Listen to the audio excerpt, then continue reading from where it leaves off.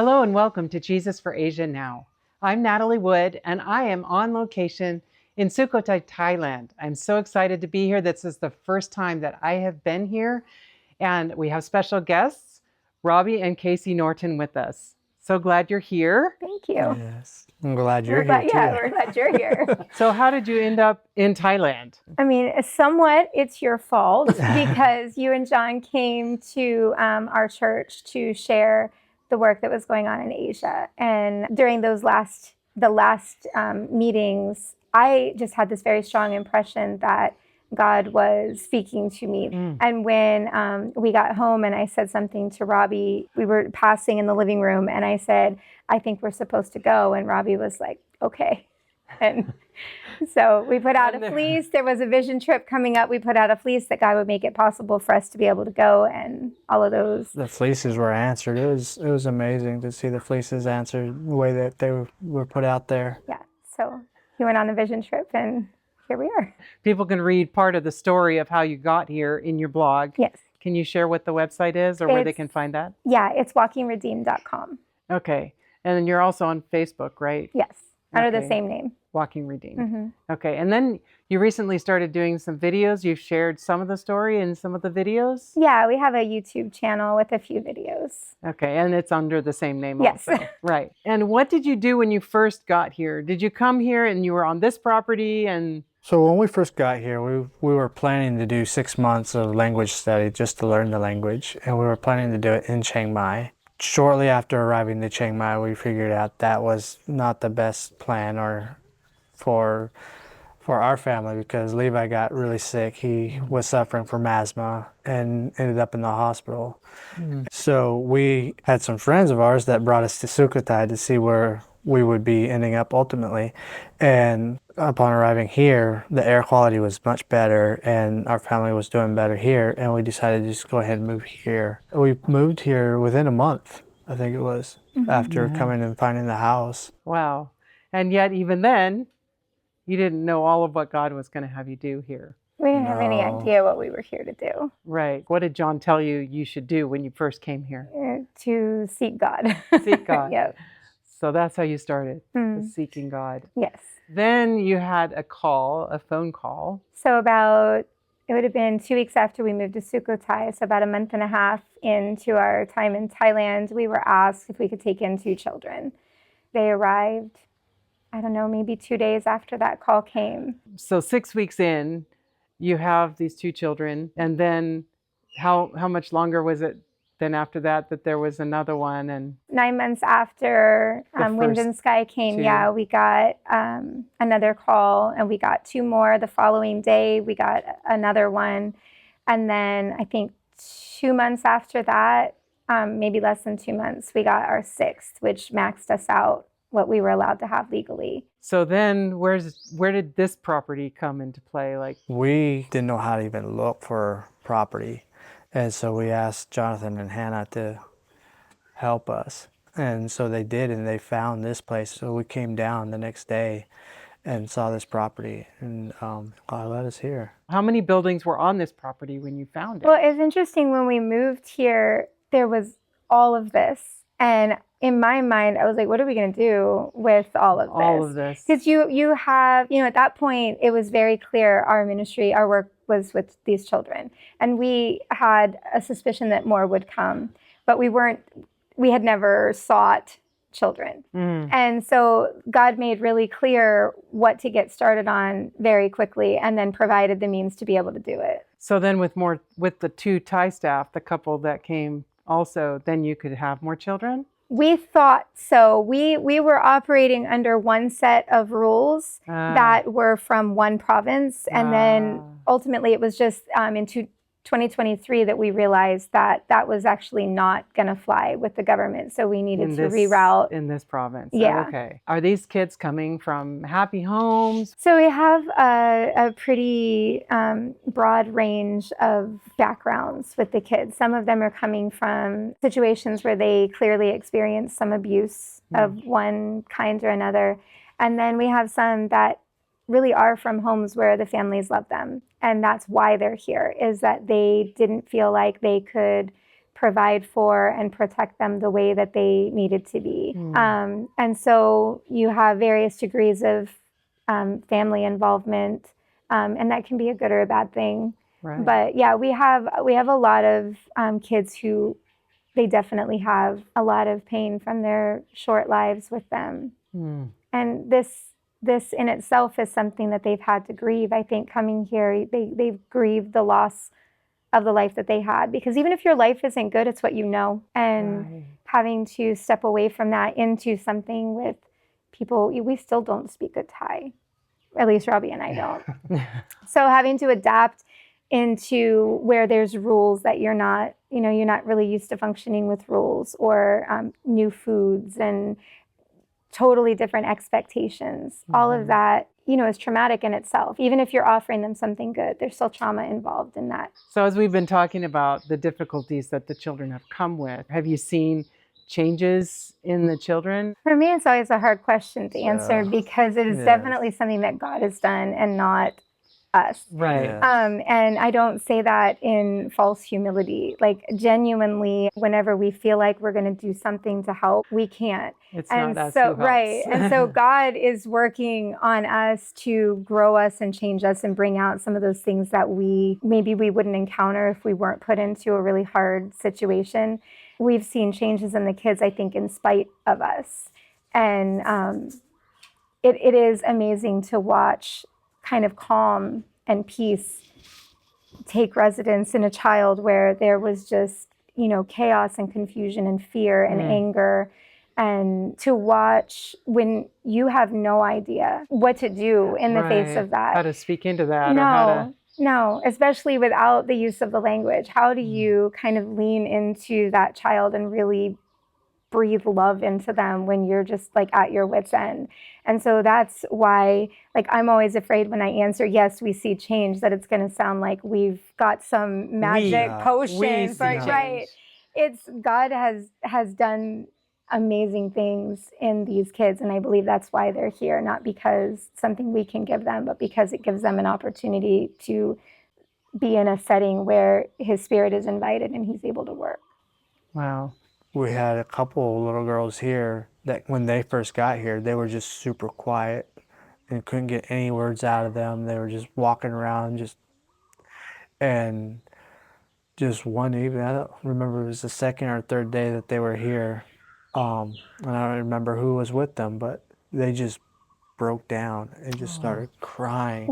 They were running. They had just gotten here and they were just running laps, and they wouldn't stop. Yeah. And we finally said we could not keep track of them. We were afraid we were going to lose kids because it was before the fence was all put in.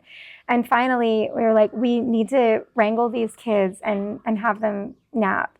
And it was at that point, we hadn't really seen a lot of tears from them. But as soon as we had them stop and be still and, tried to have them nap, they were a wreck. It was like they were trying so hard to run from the pain that they were feeling. And some of them, it was loss, loss of parents or family that they loved. And some of it just, everything was scary and new. But to watch these kids who had such explosive emotion really over time, and for some of them, it took most of, that first year until they really, you earn that trust over time and by the grace of God. And so, yeah, we see where we had some kids who wouldn't talk, wouldn't play, wouldn't interact, wouldn't make eye contact. One of our girls kept pulling her hair down over her face so you couldn't see her. And she is so full of fun and joy now. And, you can't do that to a child, especially not when you're dealing with so many children. And so God has just, I think, just come so near to each one of them and made such a difference in their outlook and their perspective and the way that they know that they have value. So I want to emphasize this again, because you've said it several times, and the way that this project got started, the way that you came to Sukhothai to work, is all because of prayer, because God was sought for this place, that there would be representatives from Him that would come to this place. And not just this property here, but the whole town, they prayer walked And we prayed several and that was times. 10 years and before we came, wasn't it? Yeah, it started 10 years before you Yeah. came. And it's interesting too. You say you prayer walked around here. It was 10 years before we came. And Casey, before we came here, even while we are here, not to say she doesn't still do it, but she would prayer walk around our house. And it was Isaiah 54 that came to her mind, where it talks about enlarging and expanding our tents. That really emphasized That your family was going to grow. yes, It's like, yes. explode your tent. Right. That So- stretched us. So I know that you've expressed this to me before, but when we weren't shooting, but it's like God is the foundation here. God is everything that keeps it going. And like you said a minute ago, it's like you wouldn't know how to speak into whatever that child's hurt is, but God does. Right. And because he was with them before and he brought them here. Right. And so it's just, yeah, we just want to keep that. Like God wants to be that real everywhere we are. Right. And I know you felt that when you were at home in Virginia, prayer walking in your home, that God was there with you. And then God was able to lead you here. I think that's the thing that has made the biggest impression on me in this whole experience is that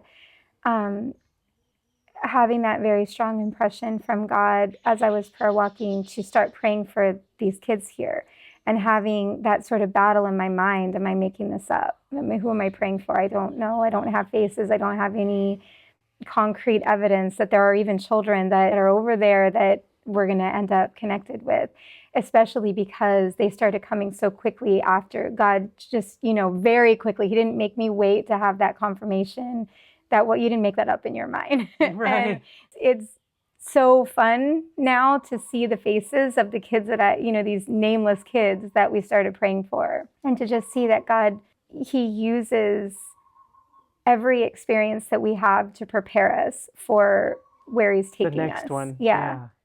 Yeah, that's so awesome. Now I want to come back to the buildings and some of the other things that you have here. I noticed that you have signs up all over the place and you have additional building that you've done recently. Why is this? Well, since March, actually, we've been putting effort into becoming registered. Okay. And so we met with the government officials and everything to see what was required to be registered. They came out and inspected everything, because when we built the buildings, we didn't know what the requirements were, but just to show God's pre-planning out everything, everything we built was within, or actually exceeded what was required. Yeah, now Wow. they're trying to tell us, oh, you can take more children that you're asking for. You've got more space than what you need. At God's pace, Right. which sometimes is way faster than we want. Right. What's the status now with becoming a registered children's home? We just got inspected A few days ago. last week, and we got approved. So Yay. they're waiting on one form for like a building permit or something. Okay. And as soon as that comes in, they're the ones working on it. They made the call while we were here.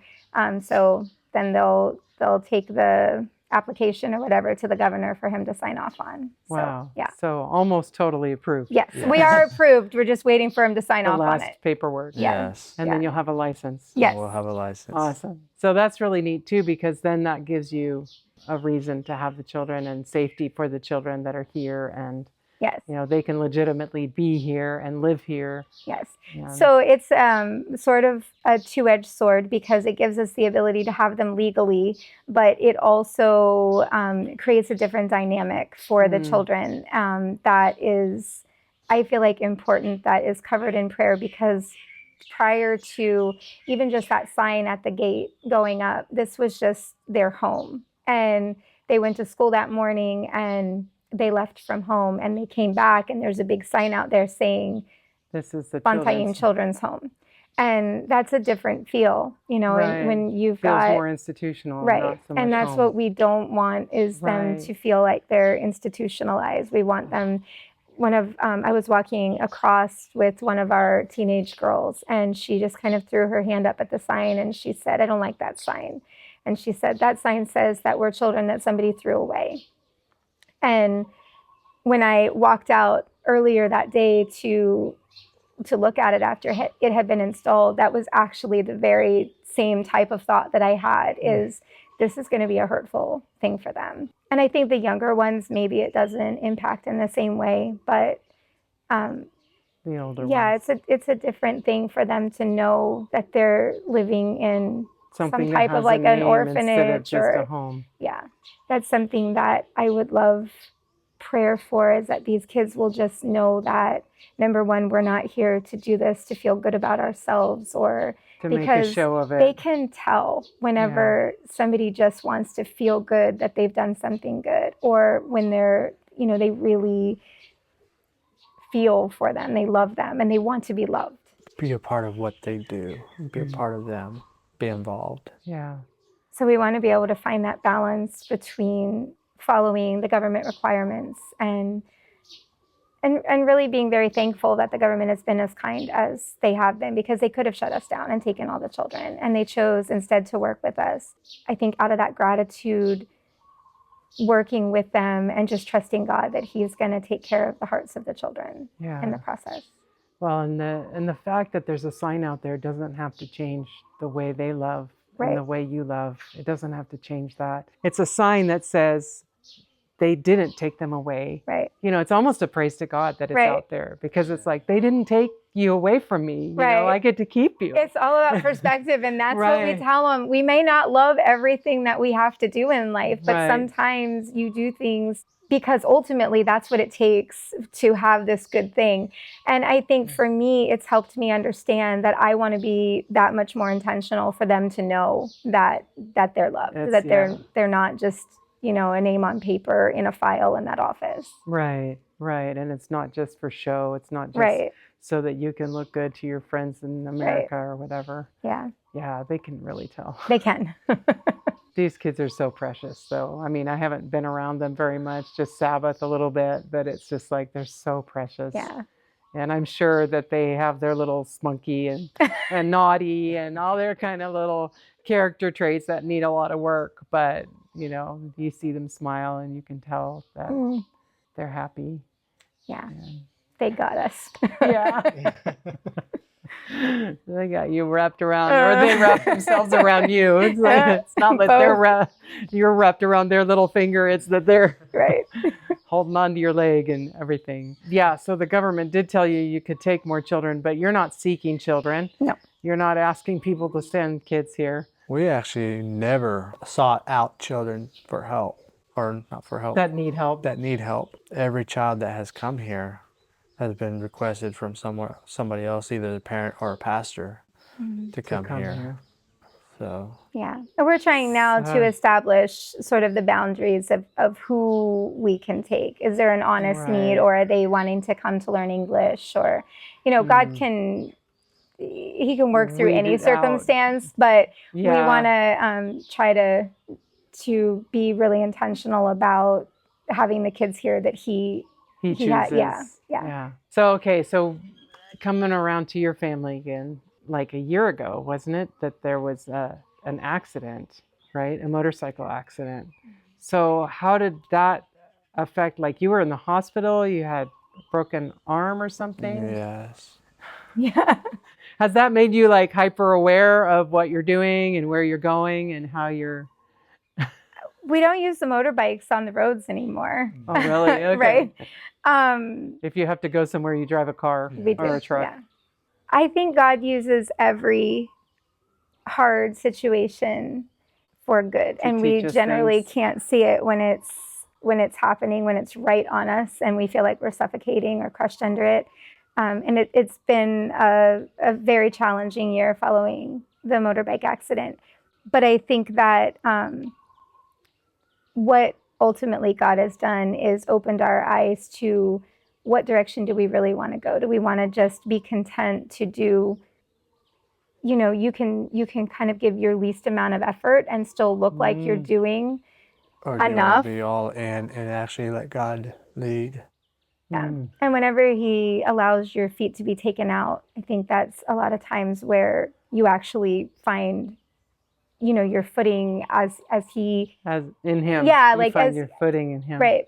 Yeah. Wow. And I think that's what we've experienced this year is He allowed a really difficult circumstance And it right after his motorbike accident is when the government showed up here and let us know you completely out of compliance.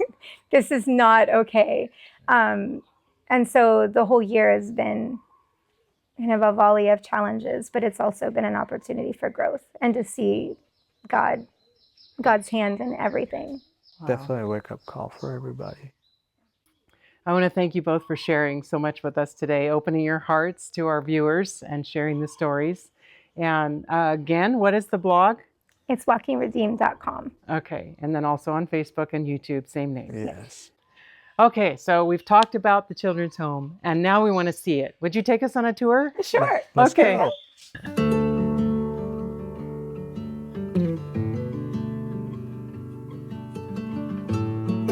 What's this behind us? We have an above-ground swimming pool that we're trying to make sure that all the kids know how to swim since they're surrounded by so much water so much of the year. Okay. This is our house. This is where, when we initially moved here, we had all the kids inside just this house. I noticed you have some creatures here besides the chickens. We do. We have kids and kids love animals, so we have animals as well. So you have a number of birds, I've noticed. We do. A number of birds, a couple of dogs, and a few kittens and cats. And a bunny. I saw the bunny. And a A bunny. lizard. A lizard, okay. Yeah. Okay. These are more So- staff houses. Okay. And obviously our carport. Maintenance shop. Yeah. Okay. And then to the right is our main salon. That's where we have staff worship every morning. Okay. This next house we're coming up on is our maintenance man and his wife's house. Okay. So these buildings were all here. They when you- were. They were. Wow, God These knew, are- didn't he? These are the buildings I was thinking, what are we going to do with all this? Yeah, we got way too And much now, space. now we are like, we have to build more. We don't have enough space or Right. enough structures to Enough house everybody. structures. Wow. And this house we use as our volunteer house. So when we get a student missionary or volunteer, older volunteer, this is where we place them. And Okay. some personal space and privacy. To the left is, part of this has already been backfilled. It's rice paddy. And then it extends back sort of to a point, and all of that we hope over time to be able to backfill and develop. Okay. Eventually putting a school in here. Okay. Yeah, So the kids go to a local Thai school? they do. Okay. Is that always a positive thing? That is not a positive thing, but it is a requirement right now. They need a school. Yes. So I feel like phase one was getting the licensing to have the children, and then we can turn our focus on to creating a school, which we're going to probably have to do it on faith, build the buildings, and then get permission. Right. So yeah, we would love to not have to try to deprogram the children from so much every day of what they're exposed to in their schools. Yeah, because the other children are just village children. And Right. They watch whatever, they hear whatever, they Right. say whatever. Yeah, and their school days are long, so it's a lot of All the influence. children go, Ah. they get up at 5:30 in the morning Oh, and they're at school by just after 7. And okay. they don't get home until just after 5. Whoa. That's a long day. It is a long day. And that's the young ones and the older ones? Yeah, the older ones get home a little bit earlier, Really? Yeah, but it's the younger ones that come around 5 o'clock in the evening. Wow. That's a long day for them. We had a group come in back in March, and they started on building a playground, but we actually had to move some elements of the playground so we could build the duplex for a couple of staff members that we hired to help with the registration process of the children's home. this is our Okay. social worker and our guardian. Okay. Yes. They live there. Mm-hmm. Okay. There's another staff house. Cute little place. Yeah. Now, we're walking between the fences here on this bridge. Mhm. Does any of this property, I mean, this is your property, but how far does the property go that direction? So it just goes behind this building, probably another Okay, 20 so meters just- or so behind the We're building. almost at the property line Yeah. here. Yes. Yeah. Okay. So Okay, so now we're in the children's home part of the property. Right. Yes. To the left, we have outdoor bathrooms. And we use this for boys. Okay. And this is our chapel.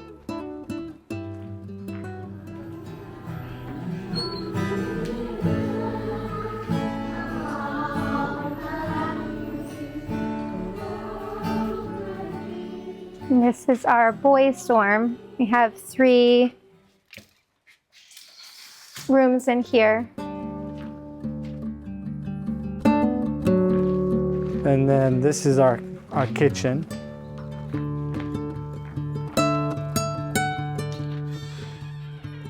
This is the kitchen and cafeteria.